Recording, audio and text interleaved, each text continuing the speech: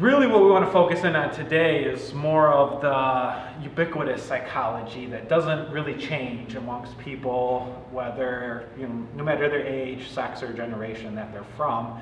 And what you need to do when you reach out and to get their attention in order for them to pay attention to your business, the value that you provide, and what you can do for them.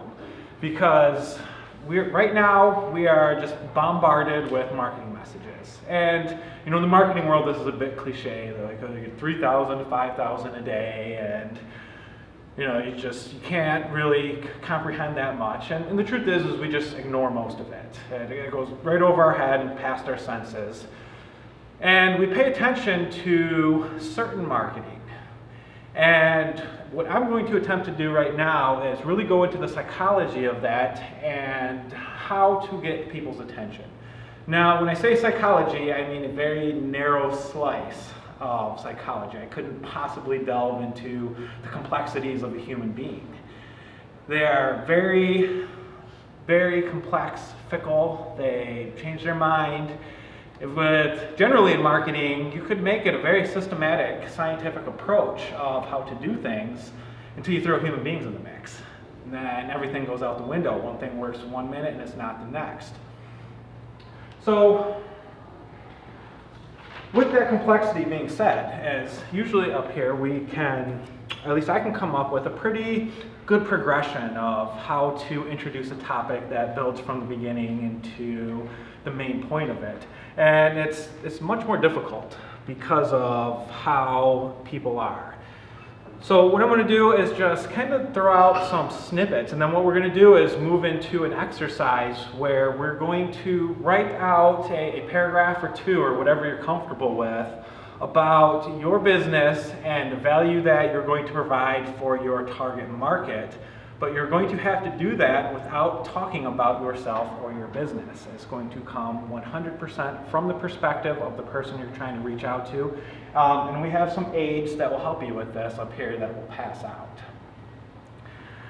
So I'm going to go over my somewhat random and unorganized list of traits that will relate to the handouts here that you'll then be able to pull together, and we'll work in partners.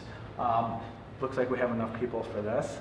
And then at the end, hopefully you'll have something that is much more enticing to the psychology of any individual that you're trying to reach out and present your message to in order to bring them into your world, to get them into your tribe, or to do a value exchange of money. So to start with, and this may sound a little bit unpopular at first, but the idea is that as human beings, we are all selfish. And I don't mean that nasty, mean selfish, like I'm not going to share with you, and no, you can't have what I have, or I don't want to help you in any way. So I guess a better word for that would be we're very self-serving and self-motivated for ourselves and the people that are around us or close to us. And this varies from person to person. At the core of it, you have a total narcissist who doesn't pay attention to anybody but himself, and that circles out to be family-centric, sociocentric, ethnocentric, nation-centric, world-centric, cosmocentric, for some individuals. Say if you don't want to eat meat anymore because of compassion for animals. But within that core, it's a self-serving principle. And what I'm talking about is that conversation that's going on inside everybody's head all the time. If you practice meditation, you go through a practice to try to quiet that down. And if you become adept at it, you're very good at that. But you basically have to come back into the world and interact with people in society and business and school and day-to-day relations. And most of the people that you're dealing with are not masters at meditation and doing the same as you. And you must relate and deal with them. Now, that conversation that's taking place generally has to do with you.